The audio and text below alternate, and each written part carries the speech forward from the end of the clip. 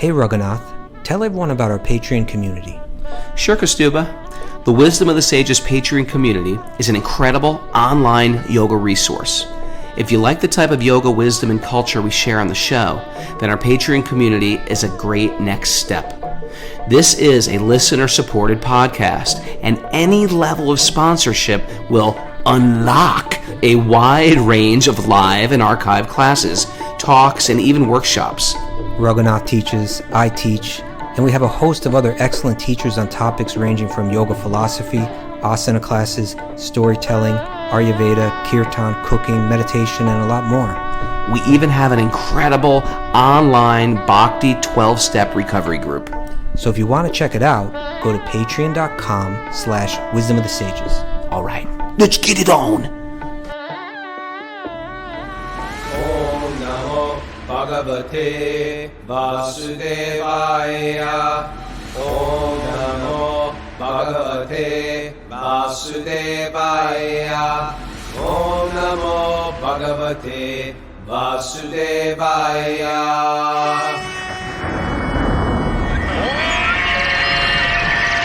Come on! Live from Alachua, Florida, this is Wisdom of the Sages, a daily yoga podcast with your host, Raghunath, and co-host and senior educator at the Bhakti Center in New York, Kastuba Das. Welcome to the show, everybody. Welcome to Tuesday's study of the Srimad Bhagavatam. Happy to be here.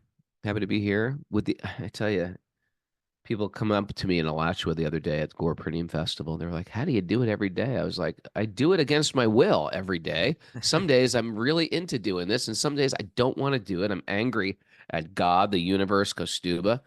But, there's something about like having some personal accountability. I think in our spiritual path, it's good to have some type of personal accountability. We need friends, partners that are going to hold us to some commitments that hold us to a particular standard to do good things even when we don't feel like doing them. But today I'm feeling good. Today? Are you okay? Today I'm feeling good about life in general. I'm feeling good too, Raghunath. Yeah, and happy I'm here. And I'm doing a program tonight in Alachua, actually. Oh. If anyone's in the Alachua, Gainesville area, I'm doing a private home program. You can direct message me. I'll give you info. I'll put it on my stories. But we sort of set it up for teens, but it doesn't matter if you're a teen, actually. And there's going to be Prahlad, 18 to 25. If you're 26, you can't. We ID people at the door. No, it's 18 to 25, but she says she doesn't care. She said I can invite whomever I want. But it's at the house we're staying at. Really wonderful family. Great. Yeah. So if you're interested, direct message me. And Kastub. Yeah. I'm feeling good too today, Raghunath. Yesterday was felt like the first real day back in one sense because, I landed here, had to, take care of your initial stuff if you haven't been in your home for 5 months. Yeah. Then ran upstate for a couple of days of meetings with you and Linda. Yeah. And then come back down here and I had a couple teacher trainings to do and of course Gaur Purnima Festival, which was great. And like yesterday was like kind of the first day back, and I said, you know what, I got to get right into writing the book. So I went to my favorite library. Cafe? No, library. And, in that Natural History Museum, they got this new wing, and they got like a beautiful library in there. So I go, it's just a few blocks from where I live. And got back into it, and it was wonderful to get back into the writing process. But I was thinking about you and all the work that you did putting together your memoir, and now it's coming out. What's the latest news on that? Latest news, it just came out in Danish. Isn't that, of all translations, there's a Danish translation. Isn't that cool? Who did the Danish translation? But yeah, if I could ask a favor of everybody, go to my Instagram stories and share the reel I just put up. It's just sort of advertisement. I really need a surge of people we had a big surge when we advertised it like 4 months ago, but it's actually coming out very soon. So if you could,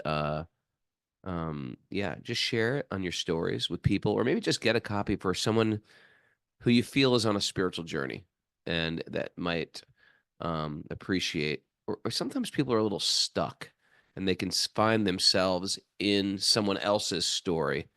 And that's what I'm hoping. The story is not for you to become me, but it's for people to sort of see themselves in another's journey. And for me, it was very cathartic to write it. It took me 4 years to write, and I didn't have a ghostwriter. But I had a lot of editors chopping away at stuff. You've already got plenty of ghosts. I got plenty of ghosts, that's for sure. Ghosts, right? But I will say it really helped me. Really helped me see God in my life. Oh. When you look back, when you write your life story, and you're a spiritual-minded person, you see how God is always handing you opportunities, like handing you a mango or something, and you're just like, nope, don't want the mango. And then sometimes you take the mango, sometimes you smell the mango, sometimes you bite the mango, but God was always handing you that mango. And so that's one thing it really sort of reminded me about, that God is real, and he's active in my life on a regular basis, and there's hope. And the distress and the challenges I went through, and that we all go through, and sometimes those challenges are super extreme, and sometimes they're light, and sometimes there's like a first world struggle. But whatever challenges we're going through, that there is some divine force, energy, higher power, God, that is putting those in our way for us to climb higher and higher and higher. And that was my takeaway when I actually finished the book. I felt like, now you've climbed to the top, and what's that? Now you've climbed to the top, and it was time to write the book. I definitely, I'm on the climb. I'm on the climb. Okay. I'm on the climb. Hopefully I'm at like Everest Base Camp right now. Okay. But the more you climb, then that's the thing I think about spiritual life, is like the more you climb, the more you realize how much more there is to climb. But at least there is some directional, some idea of there is a direction. And we're moving. And that we are, and that it's important to move forward, and it's important to have a community. Up the hill, you can look back down and see the progress that you made. Yeah, for sure. Right? I definitely, I would have sometimes, when I was a new devotee practicing bhakti, I would ask older devotees, I'd be like, have you changed? Can you honestly say you've changed? And I would say, do you think you're transforming? Are you just going along with this, or actually you changing? And I think in order for me to develop faith on the path, I wanted to hear people's stories. But I can say in my own life, like, I've become a different person. No doubt. I've become a different person, and I'm grateful to the culture of wisdom in the Vedic tradition, and not just the culture, not just the wisdom, but the culture of wisdom. You know what I mean? You have to culture it like a cultured yogurt. There's a process of applying it and working it. It works if you work it, Yeah. And so when you work it into your life,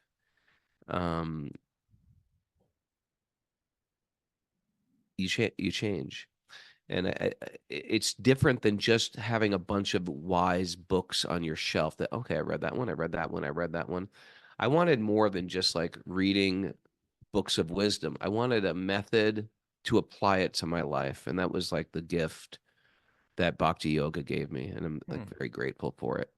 And I'm noticing in myself and other people on this path, no matter how long you've been on the path, the material world is designed to crack you down to nothing, to nothing except actually what you are.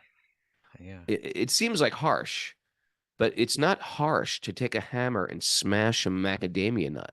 It seems harsh, but the real joy, the real beauty of that macadamia nut is once the shell's off.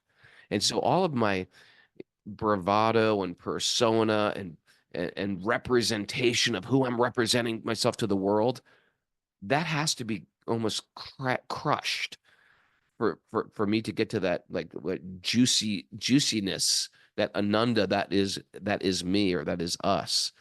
So the cracking in the material world is actually a very beautiful thing. Our loss, our heartbreak, our betrayal, our good fortune, it's all to sort of like strip us down until our essential being. And when we get there, we can actually find ourselves, find a real sense of self. I was just with I'm not going to share names, but he's such a wonderful devotee. He's just sharing. And he's such one of these people that, you and me, our crazy lives, we've made some bad choices in our life.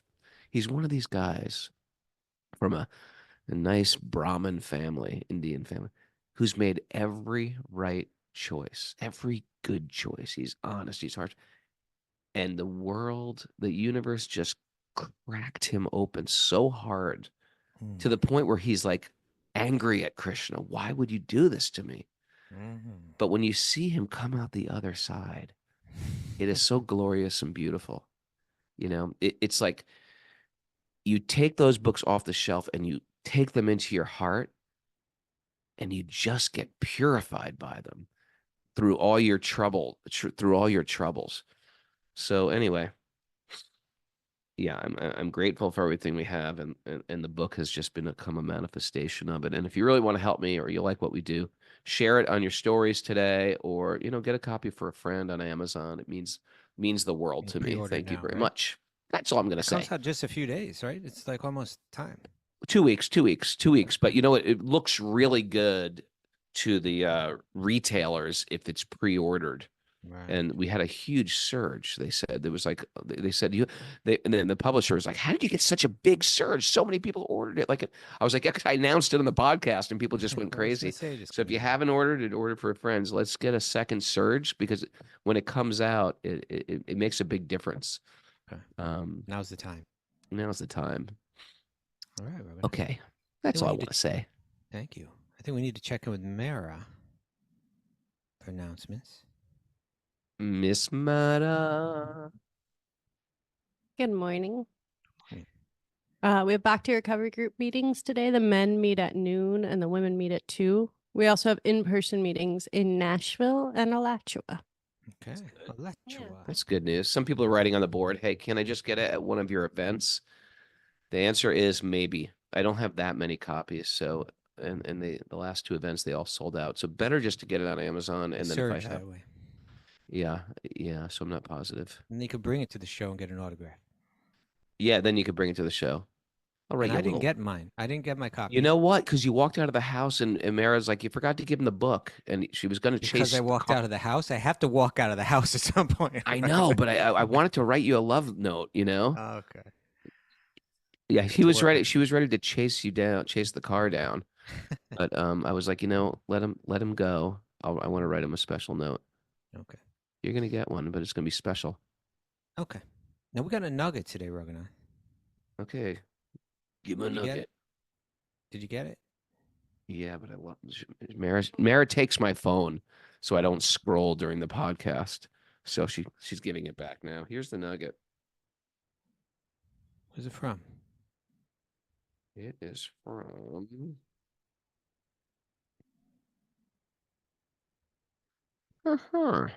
James Gustav.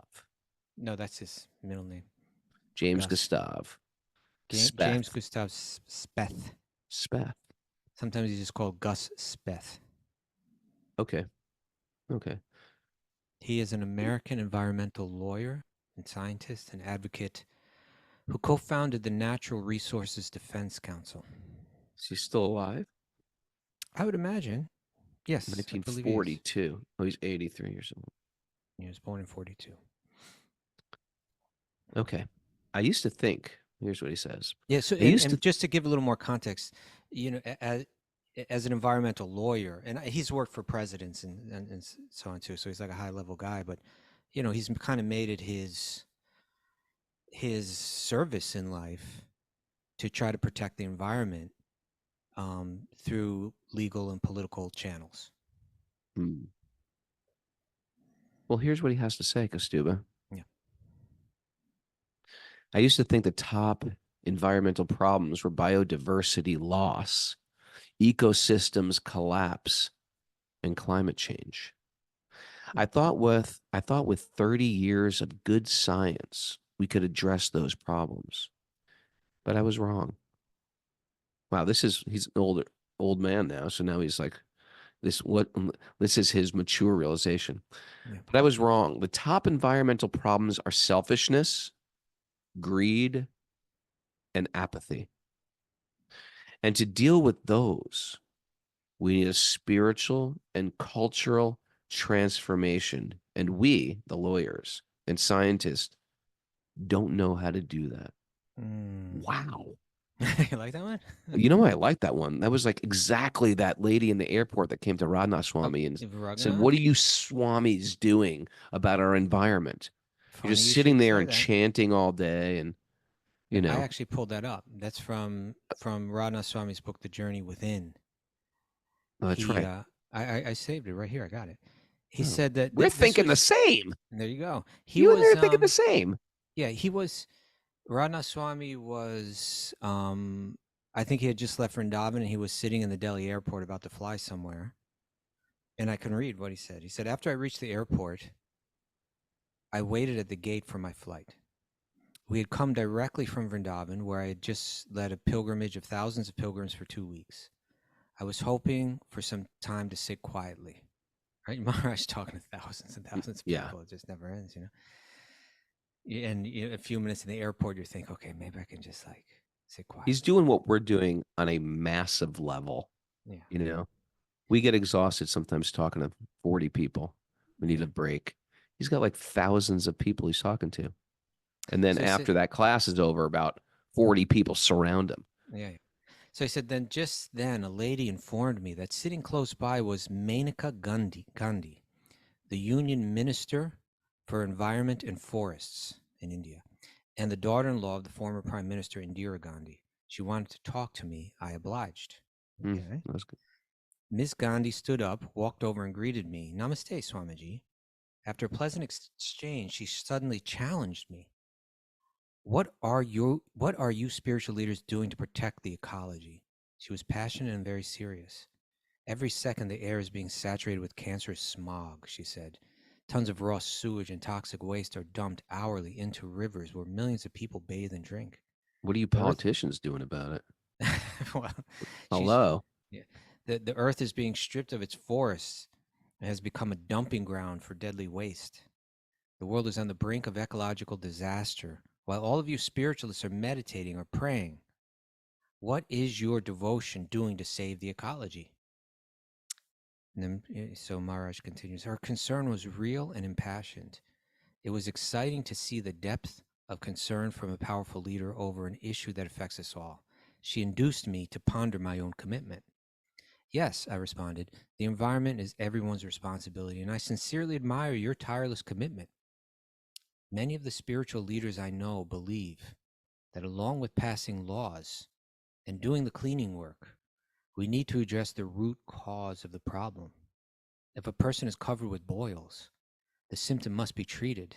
Right? The symptoms must be treated. But unless the cause of the problem is addressed, the boils will recur. In the case of boils, the cause may be a disease in the blood.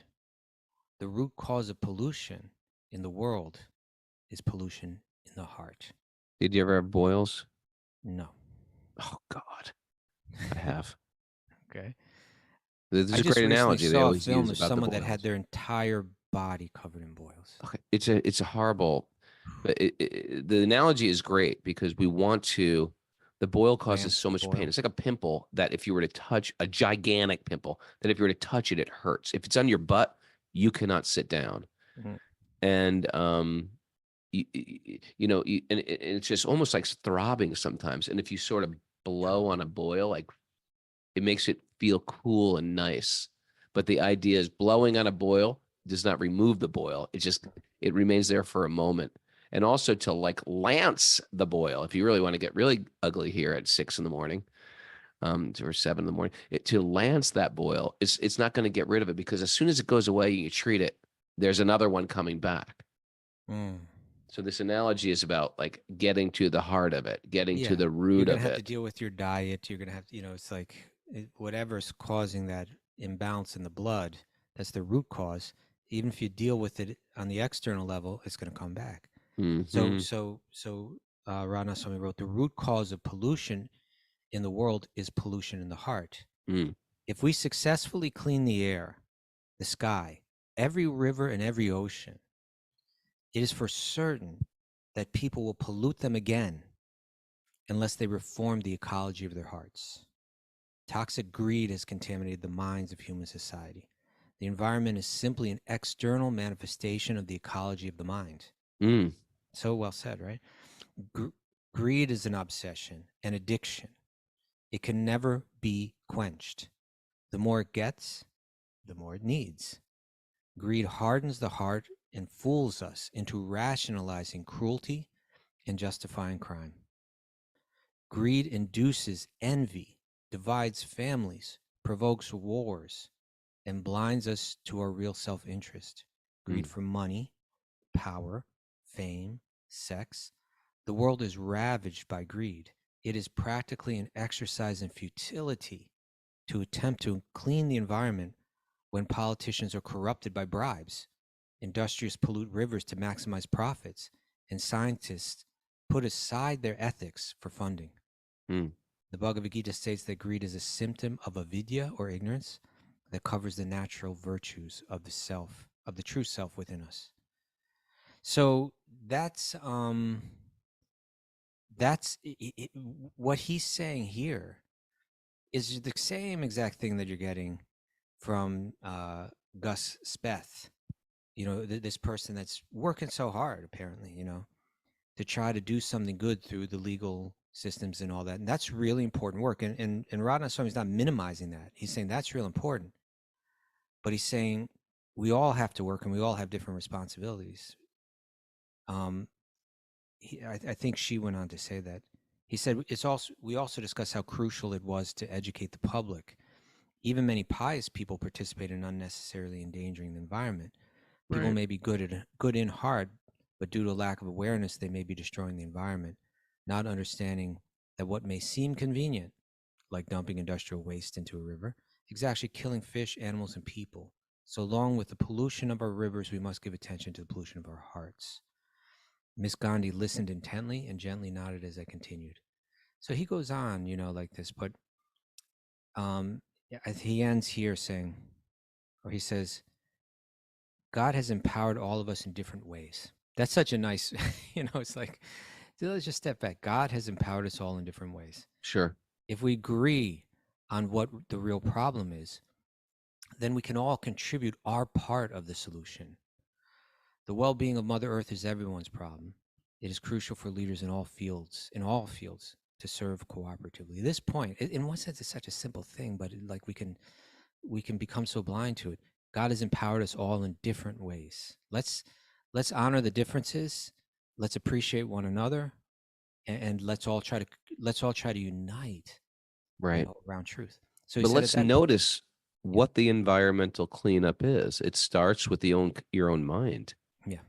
If my mind is not clean, it doesn't matter how much I bathe, wear nice clothes. If I'm like addicted to lust or porn or greed or taking and trying to see differences in ourselves between gender and race, that's a problem.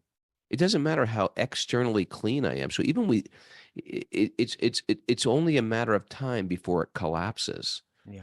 So from the roots, what I saw when I was a young man was this is actually the most important thing. This is actually the keystone, or the key to actually change the world. It's actually to really dig deep and go internal with my shortcomings, with my internal pollution, and not just like yell and point fingers at the external pollution. And then you might be in a position of influence. You never know. Or you might influence a person of influence, and Right. that's a big, that's how I see things tangibly changing. All right, Raghunath. What do you think about that?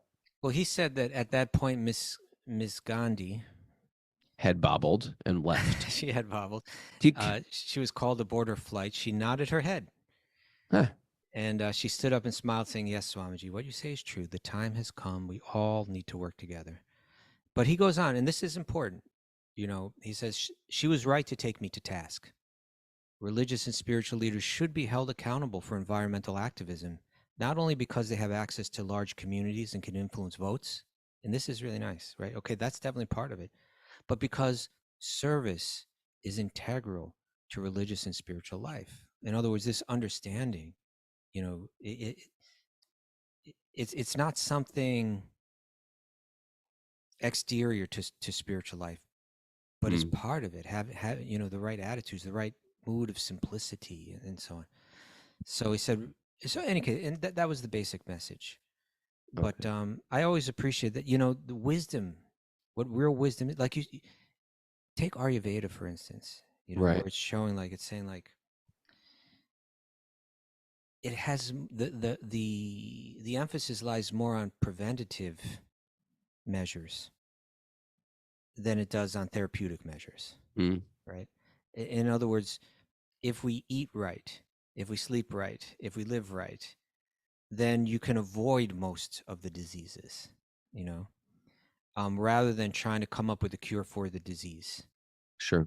And there's a wisdom in living like that, because we're feeble-minded in so many ways. We tend to always seek the comfort or seek the thrill or whatever. The wiser person can kind of see that any lifestyle that doesn't have a strong element of simplicity in it, whatever it is that you're chasing, it kind of comes back at you in one form or another. And that same kind of dynamic, it takes place in micro and macro ways, and a big macro way is what we see happening in the environment. Yes, we need to do all that we can to help fix it, but what will really fix it is if we all had very different attitudes about what success is and what will make us happy and so on. Sure. Okay. All right, lovely. You ready to get into it? Yeah, Prabhu. Yes. That was lovely.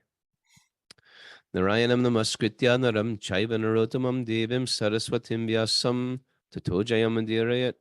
Before reciting the Srimad Bhagavatam, which is our very means of conquest, one should offer respectful obeisances to the Supreme Lord Narayan, unto Narayan Rishi, the supremmost human being, unto Mother Saraswati, the goddess of learning, and the Srila Vyasadeva, the author. Nasta prayeshva badreshu nityam bhagavat sevaya bhagavati utamashloki bhaktir bhavati naishtaki. By regular attendance in classes in the Bhagavatam and by rendering service to the pure devotees, all that is troublesome in the heart will become eradicated. And loving service to the Supreme Lord, who was praised with transcendental songs, will be established as an irrevocable fact. Om Jnana Tamarandasya Jnananjana Salakaya Chaksurunmadatam Nena Tasmai Shri Gurave Namaha. I was born in the darkness of ignorance. My teachers are opening my eyes with the torchlight of knowledge. I offer my obeisances to their lotus feet. Reading from Srimad Bhagavatam, Canto 7. Chapter 7. Chapter 7. New Text chapter. 1. We're at the beginning of the chapter. What's the chapter entitled? Chapter's entitled "What Prahlad Learned in the Womb." Okay, this is early childhood education right here. This is pre-birth education. Yeah, it's because remember, if we go back, Prahlad in the previous chapter was giving such nice instructions to all his young little schoolmates, and they were like, "Well, where did you learn this? Because you definitely didn't learn. We're not hearing this kind of stuff from he was giving all these teachings on Bhakti and so on." They're like, we're not hearing this kind of stuff from our teachers, and they don't even let you out of the palace. So where did you learn this stuff? It's interesting how, like, the womb is a place you can, it affects you. What the mother does, what the mother hears, what the mother eats, who the mother hangs. I always feel heartbroken when someone takes their little baby to a hardcore show. I was like, what are you, crazy? Get that baby out of here. You're like, don't take your kid to a hardcore show.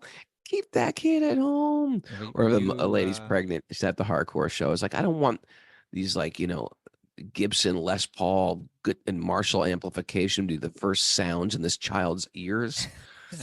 You gotta sing to that kid. You gotta sing to that kid. Your mind has to be in a great place. One beautiful lady that was pregnant was getting really upset about some political issue, and she wrote me. She's like, how am I supposed to go forward in my life with all the politics that are going on right now, and everyone's so hateful, and the more I read about it, the more hateful I get. And my advice was like, you know what? You're growing a baby right now. Take in as many positive.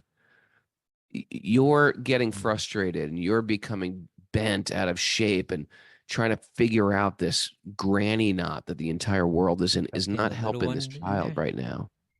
The little one's getting affected by that. Yeah. Your blood pressure. Oh my God. Yeah. Yeah. We want to be in the best place. And of course, and according to the Bhagavatam, this was exactly where the mother was of Hiranyakashipu. She was hearing from sages. But before that, she was stressed out. We'll read about it. Yeah. The mother of Prahlad. She was listening to kirtan on Spotify on a regular basis. Now, let me ask you a question. Yeah. Were you trying to educate your kids in the womb? Yeah, I would chant to the womb. Did you? You get right up there? Of course I did. What did you sing? I would sing the Maha Mantra. I'd play kirtan. Nice. I played kirtan in the house. And not only that, when the babies were born, I brought them in front of the deities. And I offered them to the deities. Like roots. I put them on a tray and rang a bell. Ding, ding, ding. Please accept this offering. Here's the baby. It's yours now. I did offer the babies. Nice. Yeah. All right. That's what we offer everything we have as devotees. We offer our voice, our thoughts, our actions, our skills. And our children. And our babies. So yeah, that Narada was being asked, where'd you learn this? He's going to say, I learned it in the womb. Kanya Sensini writes, my mother took me to a ZZ Top concert when I was about 5. Yeah. Yes. See, Tanya, that's why you've got all your troubles in your life. It was ZZ Top. My parents took me to see The Godfather when I was 5. Is that crazy? Who would do that? That was an Italian thing. It was an Italian thing. They thought it was an Italian really proud of that film for some reason. I was scarred from that film. Really? Okay. All right. Text 1. Narada Muni's narrating on sage level number 3, about to take it to sage level 4 in text 2. Narada Muni said, although Prahlad Maharaj was born in a family of asuras, he was the greatest of all devotees, having thus been questioned by his class friends, the sons of the asuras, the demons. He remembered the words spoken to him by me and replied to his friends as follows. Because it was Narada that was educating him in the womb. Prahlad Maharaj said, when our father Hiranyakashipu went to Mandarachala mountain to execute severe austerities, in his absence, the demigods, headed by King Indra, made a severe attempt to subdue all the demons in warfare. Okay, so Hiranyakashipu was such a incredibly powerful tyrant. He went off to perform these austerities to become more powerful, and Indra said, now's our chance. Let's take everything back. Wow. Alas, as a serpent is eaten by small ants, so the troublesome Hiranyakashipu, who has always inflicted miseries upon all types of people, has now been defeated by the reactions of his own sinful activities. Saying this, the demigods, headed by King Indra, arranged to fight the demons. Like an ant attack. Okay. When the great leaders of the demons, who were being killed one after another, saw the unprecedented exertion of the demigods in fighting, they began to flee, scattering themselves in all directions. Simply to protect their lives, they hastily fled from their homes, wives, children, animals, and household paraphernalia. What do you think that means? Household paraphernalia. Fork, spoons. They grabbed whatever, silverware. Paying no heed to all of these, the demons simply fled. The victorious demigods plundered the palace of Hiranyakashipu, the king of the demons, and destroyed everything within it. Then Indra, king of heaven, arrested my mother, the queen. Oh. Yeah. They knew she was pregnant, and they feared that Hiranyakashipu's descendant would just bring more of the same. Because that was the thing in the families, even like the mafia family. Like, you killed my father, I'm gonna go back and get you. So they felt like you going after Hiranyakashipu. Now the son is gonna seek revenge on me. Made sense, diplomatically, even though it was a cruel thing. You want to kill a little child. Isn't it? They were trying to kill little Prahlad. No, I'm saying in The Godfather, they're trying to kill little Sonny. Little Don Corleone when he was a little boy. He had to leave Italy because Oh yeah, that's right. You remember because you're bringing back all the trauma, Prabhu. Sorry, you brought it I'm still trying to get Sonny at the toll booth out of my mind on the Long Island Expressway. All right. Okay. As she was being led away, crying in fear, like a Karari captured by a vulture. Oh, that's interesting.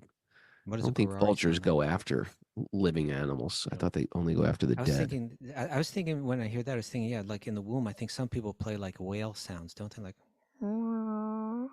things like that. Right.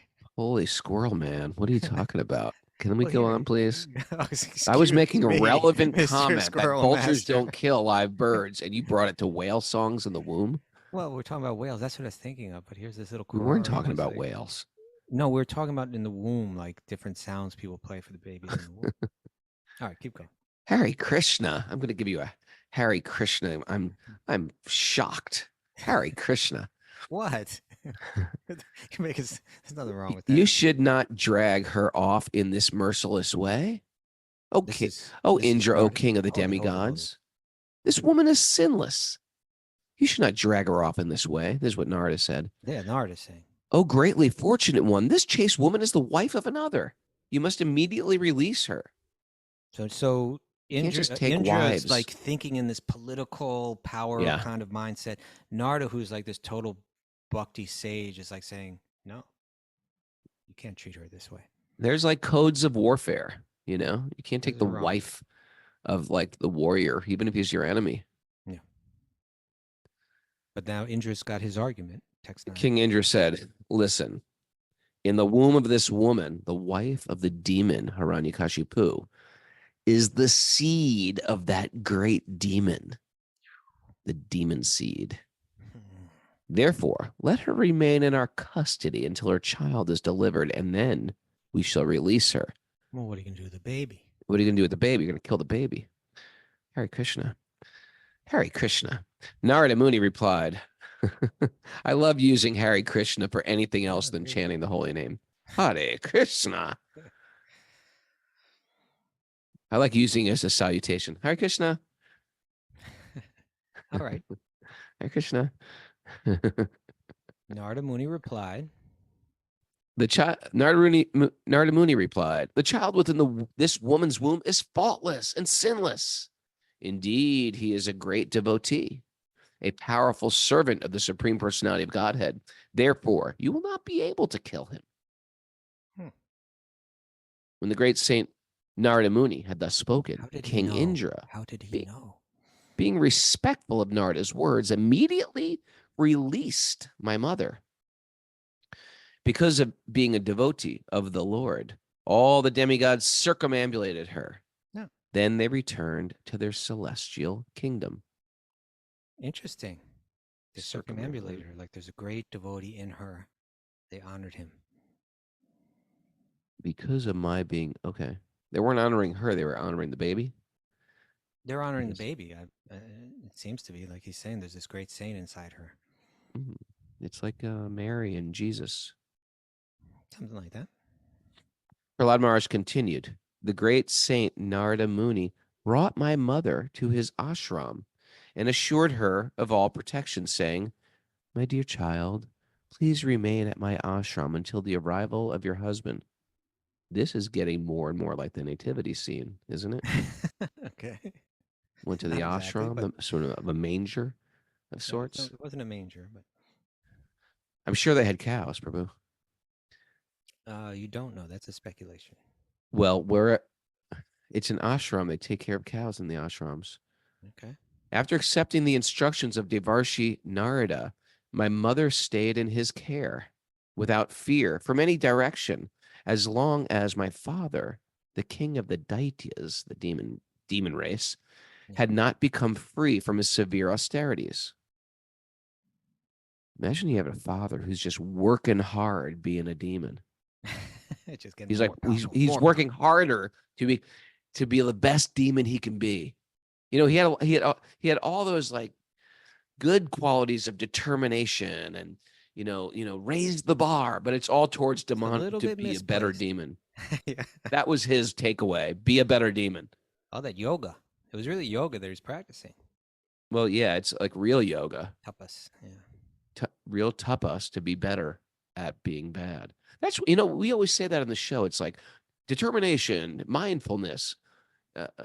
focus.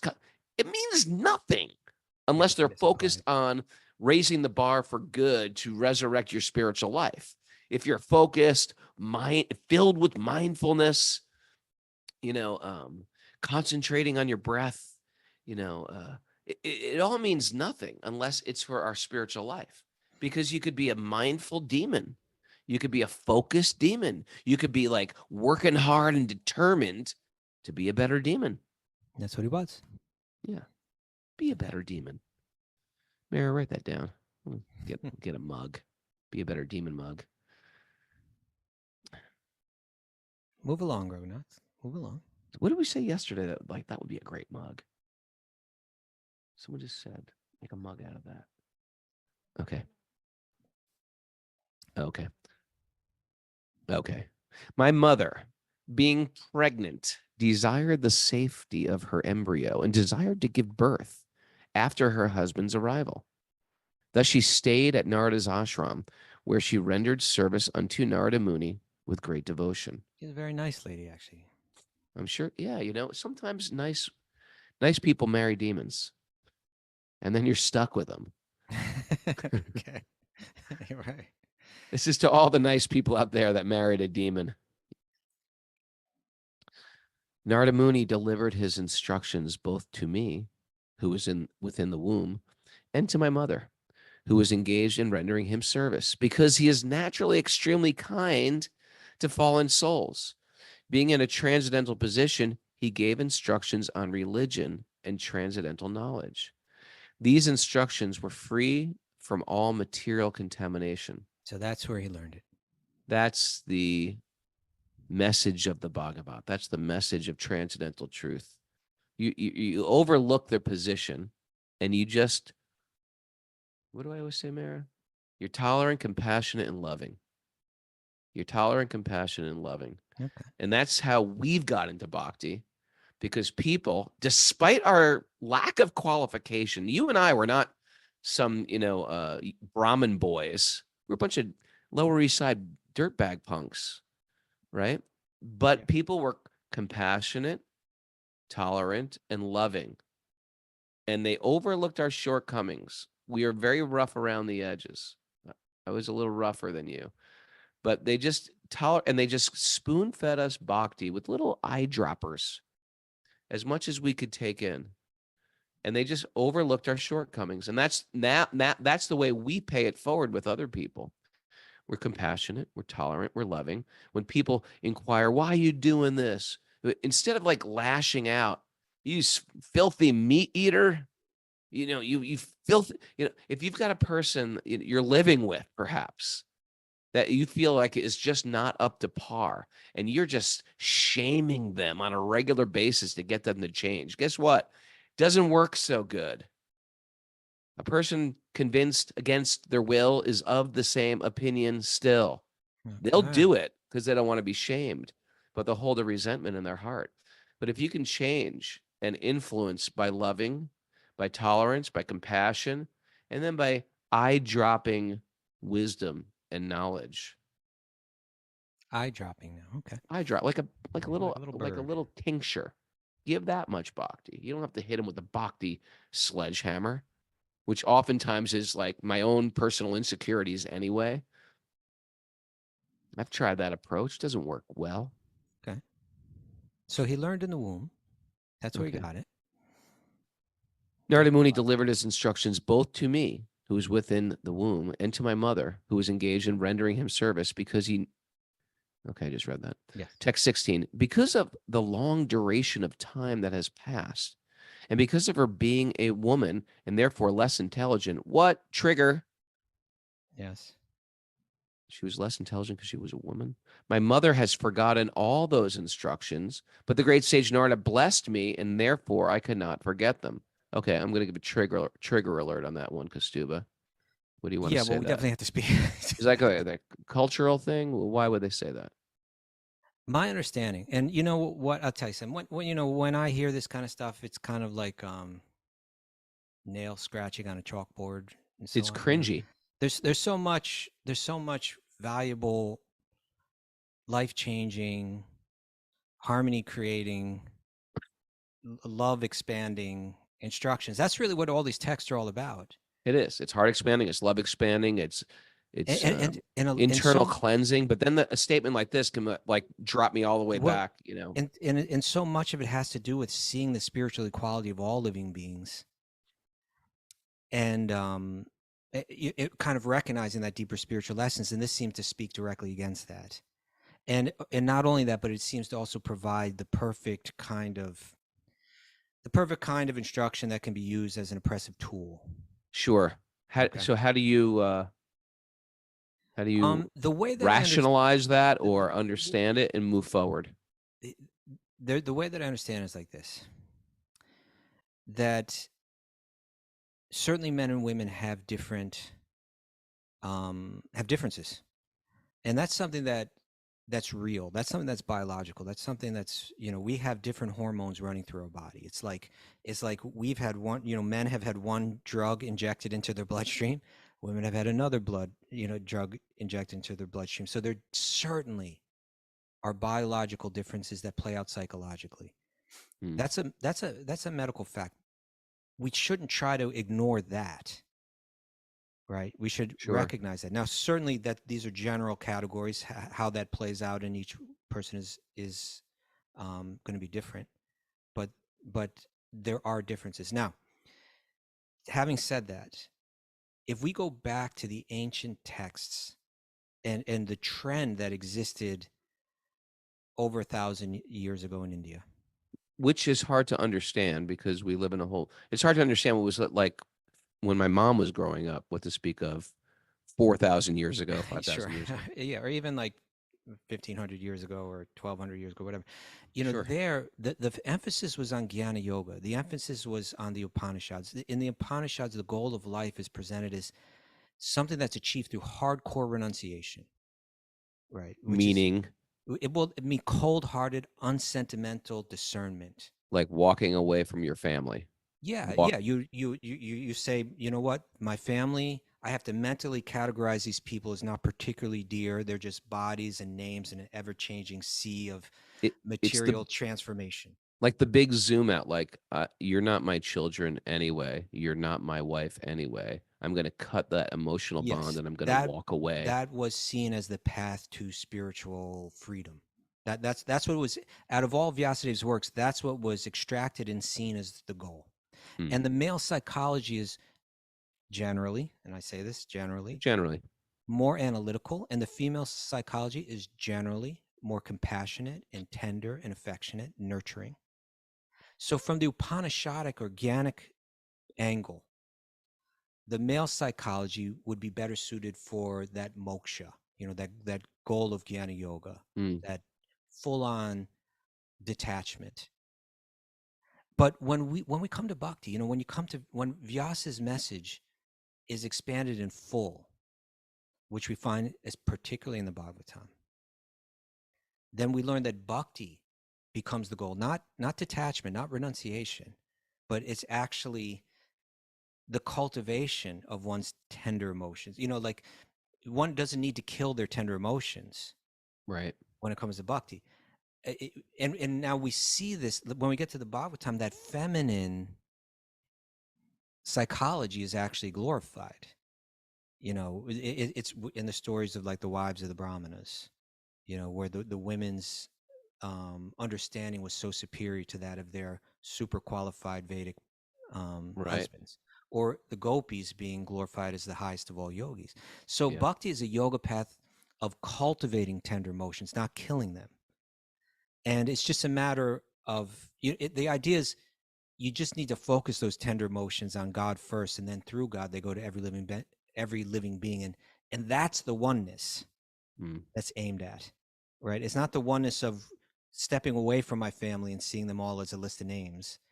It's the oneness of seeing every living being with love through God, recognizing that spiritual oneness, and there it's revealed. Vyasa's final message, as revealed in the Bhagavatam, is that through applying your emotional intelligence in this way, one becomes a much, much greater, much superior to the greatest jnanis or the greatest yogis.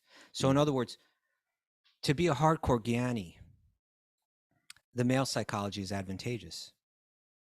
And that's where this kind of instruction is coming from. Because you're a little heartless. Because you're a little heartless. But as a bhakta, the female psychology or the female disposition is not only not an impediment in achieving yoga's highest goal, but it's actually an advantage. And that was like the wives of the Brahmanas. The wives and Brahmanas were, quote, less intelligent, but they were to follow their footsteps was the goal of that story. Yes. Their husbands were intelligent. They were the most intelligent, but they were missing the wisdom. Yeah, again and again, you hear this story played out in the Vedas. Sure. I'm just, and I feel like it's almost like we're lost in a time and a culture when these statements come out. Well, yeah. So like, just to get right down to it, when it says that women are less intelligent, in one sense they are, and in one sense men are less intelligent. Like women, even, and I'm saying these are like the studies that people do in modern times where they study different types of intelligence, and they say like when it comes to like empathy, right? The ability to understand and relate to the emotional experiences of others. People that have a high level of empathy, they're able to demonstrate compassion and a willingness to help those around them. They have this awareness of others. They can perceive and discern different moods and different thoughts.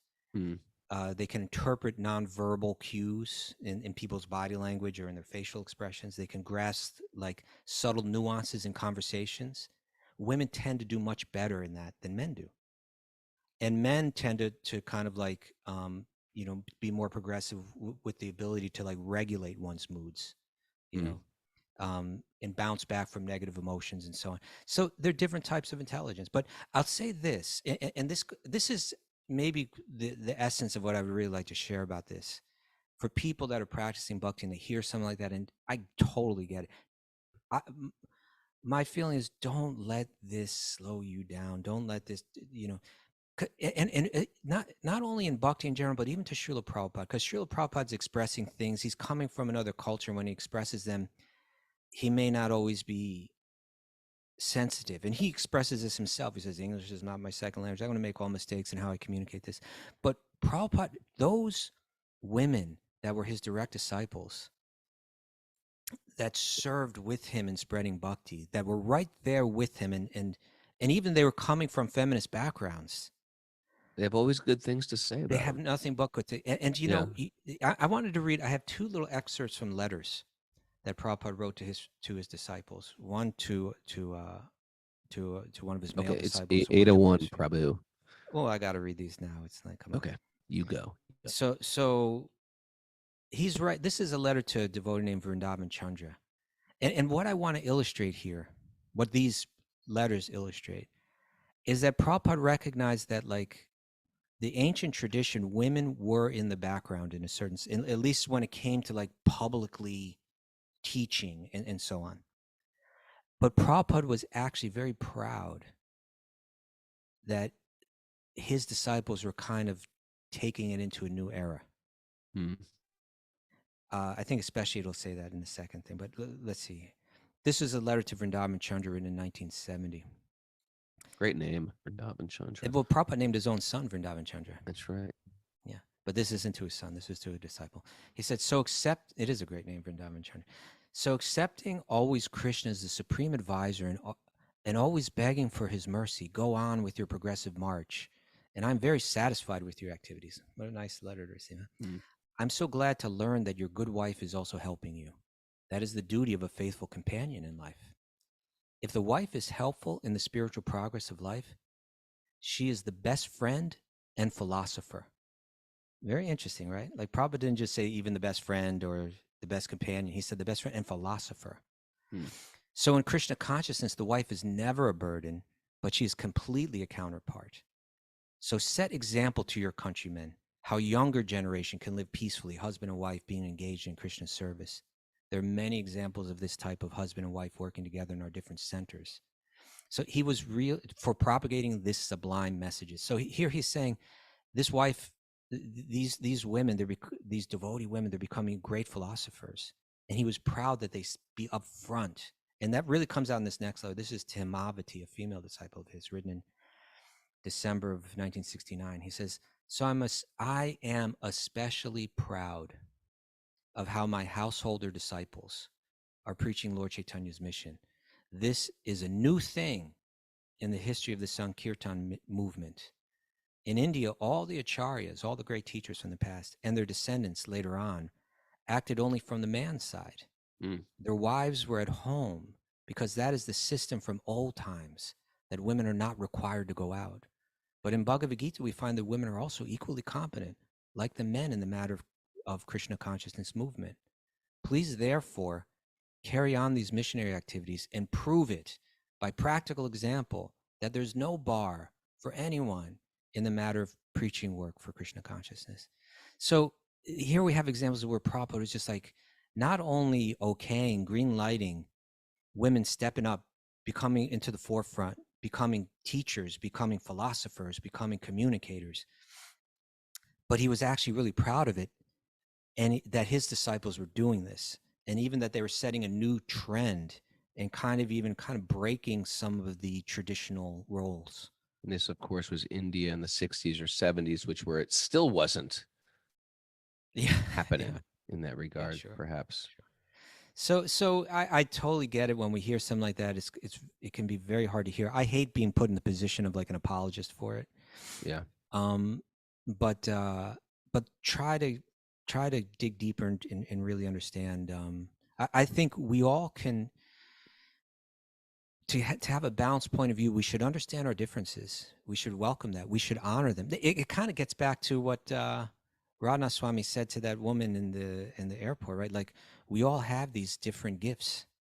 Let's recognize that, and even in recognizing the generalities that exist, let's appreciate the gifts that both sides have, and let's also not create any barriers to where someone can't fully express or fully blossom into whatever role they're meant to play in this world, whatever that they can contribute. Let's not create any barriers for people. Let's open up those barriers.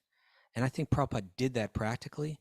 And so when I hear statements like this, I balance them out with knowing how Prabhupada applied it, not just how he wrote it. Yeah. Especially, I've known personally a lot of those early ladies in the movement too, like Yamuna and Vishaka.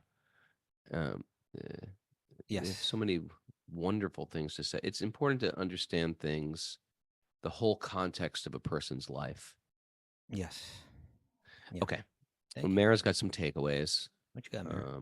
Please, Mara, make mugs for me. God is always handing us opportunities. Mangoes. Apply and culture wisdom. Culture, like cultured yogurt. There you go. The material world is designed to crack your shell off. Like a macadamia nut. There's a lot of food things going on this morning. I'm hungry. I'm hungry. That's like, give me peanut butter. Describing my breakfast. That desires. Take the books off the shelf and into your heart.